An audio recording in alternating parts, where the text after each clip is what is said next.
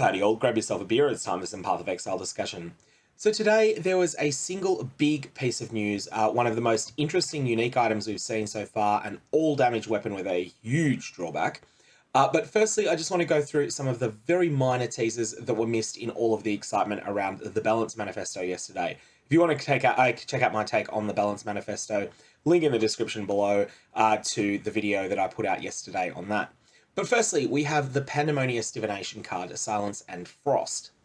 So the Pandemonious is the upgraded form of the Halcyon. Both the Halcyon and the Pandemonious are Tull-themed uniques. So the Halcyon drops, I think it's roughly 1 in 20 runs of Tull's Breachstone, and then the Pandemonious is what you get when you whack a Tull's Blessing on it. This Divination card will be quite good and quite sought after very early in the league. Generally, GGG put these sorts of divination cards, the ones that grant a boss unique where the item is more gated by rarity than it is by it being a difficult boss, those tend to be available through off-Atlas content. So for example, the divination card for the Zoph's Blood Amulet, which is probably the closest comparison you'll find to the Pandemonious, that divination card drops from the Forge of the Phoenix, which at the time that that card was added, I think was just about to become an off-Atlas map. So that tends to be the way that it's handled, and so it wouldn't surprise me seeing this perhaps in Veritania maps or something like that. And this is going to be a divination card that will be very popular in the first week of a trade league, then will fall off pretty hard in price. Solar Self-Found, I don't know how farmable this will be. It's the sort of thing that could be farmable or could be made not really farmable. GGG will just make that decision themselves, and we won't really know until we start finding it. Sudden Dawn is the next item that was introduced, and unfortunately, every league seems to have a number of unique items that don't look like they do very much at all. I was thinking, as a bit of a thought experiment, if instead of 163 energy shield, this item had 410 energy shield, would I want to use it? And my answer was no. I can see some people would probably use it early on in a league, but I don't think it would be something that you would continue to use. That's because there was a time in the game's history where a helmet that had that sort of amount of energy shield was good on its own, but these days there's so many powerful influence mods in the helmet slot that most players are looking for something beyond pure defenses there. So for that reason, Sudden Dawn really doesn't do much for me, even without the drawback on it, and the drawback is pretty severe of 33% less energy shield recharge rate. The chance for energy shield recharge to start when you kill an enemy seems good in theory, but I just don't think it's going to get there because it's not instant energy shield recovery when you kill an enemy, it's delayed energy shield recovery, and also it can be turned off by taking new hits. You could use it in conjunction with Wicked Ward, but that's going to cause you even more problems with your reduced energy shield recharge rate. Ultimately, I don't think that this item gets there. I don't think I would use it if it had 250 more energy shield on it. I just don't think that it's mechanically strong enough to compete with other options in the Helm slot.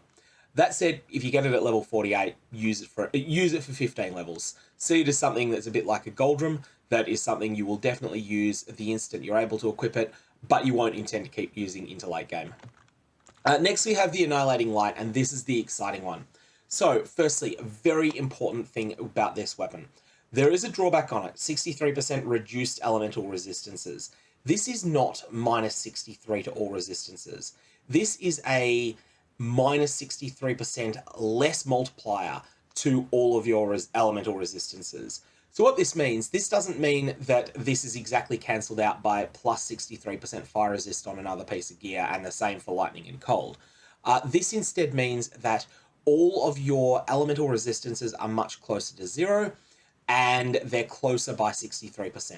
So if you had plus 100% fire resistance without this item and minus 100% cold resistance, when you equip this item, you will go to plus 37 fire resistance and minus 37 cold resistance. That means that this is going to tremendously increase the amount of investment you are going to need to make in order to cap your resistances. You could conceivably attempt to use this on a pure glass cannon build, a glass cannon build that makes no attempt to invest in resistances, and these have been successful in the past. The old Deep Delve meta of Ice Shot Deadeyes was something, and also Ice Shot Miners, that was very much predicated upon this type of play. And so you could certainly give that a try. That tends to be a little bit dicey in mapping, but it could be very good in terms of bossing. At least if your mechanical play is excellent anyway. However, what are you getting in exchange for dealing with this massive drawback? And it's not the small drawback it looks like, it is massive. Elemental skills deal triple damage. I dug up an image of a Meritier staff from the 3.16 expansion. Gale Mast. So this is being used by a Varlark character that is just, off the charts levels of gear. +3 to all level of all lightning spell skill gems, 100% increased spell damage, 24% cast speed, 38% crit multi, +2 to the level of all spell skills, and 30% chance to deal double damage while focused. Let's be unfair, and let's help Gale Mast as much as we can, and assume that the player has always got focus on, which you can't do anymore. Even in this situation, Annihilating Light is far better from a damage perspective. So the character in question's damage went up about 25% when it went from having Gale Mast equipped with the cheat of of focused always being turned on. That went up by approximately 25% when it shifted over to the Annihilating Light. When you have a more realistic assessment of your focus uptime, i.e. you treat focus as being active about 33% of the time instead, then the Annihilating Light is about 50% more damage than this Meritier staff. As well as that, you are not locked only into lightning skills. You could use the Annihilating Light with hit-based fireball. You could use the Annihilating Light with pretty much anything else. So this is phenomenal. However, that drawback is really severe, and you're gonna have a hard time dealing with it. The first way of dealing with it is the expensive way, and that's Mage Blood. Mage Blood gives a ridiculous amount of resistances if it is used to boost resistances, and you can deal with having only 37% effect of your resistances if you have all the resistances provided by Mage Blood. The second option is using this in conjunction with Crystallized Omniscience, which is one of the earlier uniques that we discussed when we were talking about some of the spoilers for Archnemesis and Siege of the Atlas.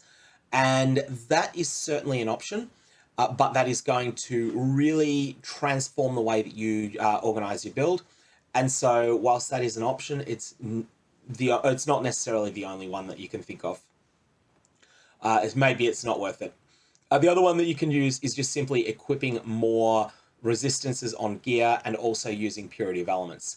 Of course, at this point, the decision to do that is going to sabotage your damage that you're putting into, that you're getting out of the Annihilating Light. Ultimately, I think that the Annihilating Light is something that players who are extremely familiar with certain boss mechanics will get a lot of value out of if they equip it and just ignore their resistances and just accept, okay, if I get hit, I'm dead, but I know this boss's mechanics, I can do it, especially given that I only need to dodge their stuff for 2.5 seconds and then they fall over dead. Okay, so that's the Annihilating Light, and that's really all we've got on today's teasers so far. There's an outside chance that more will come out, but if that happens, I will make a community post alerting you to the fact that that's happened, and then I'll roll the actual teasers into tomorrow's video. May your Varlobs have interesting results, and I will see you around. And I will also be trying to put out something on potential, not necessarily league starters yet, but things that are worth theory crafting around. So I've got a Fireball Deadeye sort of bouncing around in my mind at the moment that I'm thinking on, as well as a number of other things. So I will put out something along those lines, and that'll be something to give some thought to. But ultimately, the full builds will have to wait until the patch notes and the 2020 gems post comes out.